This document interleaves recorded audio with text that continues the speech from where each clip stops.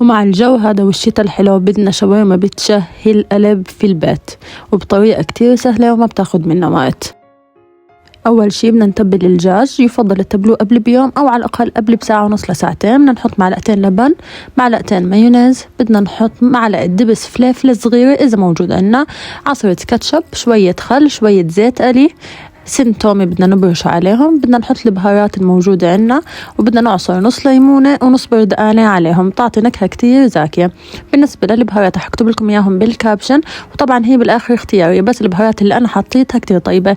بالنسبة للملح لا تكتروا ملح، رشة كتير صغيرة بنحط عليها أو بدون، لأنه البهارات كلياتها فيها طعم ملوحة. وهلا بقلاية على النار بدنا نحط شوية زيت ونحط عليهم الدجاج. بعد ما يحمى الزيت بدنا نتركه على نار عالية لمدة تقريبا من 7 ل 10 دقائق، لأني أنا ما بدي الدجاج ينزل ميته. بعدين بحطها على نار وسط وبغطيها. طبعا أنا بستخدم للشاورما دجاجة كاملة، يعني الفخاد مع السفاين، ما بستخدم سفاين لحال، لأنه الشاورما لازم يكون فيها طعم دسامة. طبعا اللي بتحبوه بتقدروا تستخدموا سفاين لحال، ممكن مع السفاين تحطوا قطعة لية تطلع برضو طيبة. هلا بس تستوي اللحمة بدها تقريبا من 20 ل 25 دقيقة على نار وسط. قبل ما نشيلها بدنا ناخد شوي من ميتها بعد ما تستوي، لحتى نحمر فيها سندويشات الشاورما بالطريقة هاي، سواء على الصينية أو على الجريل عنا. أنا استخدمت الجهتين.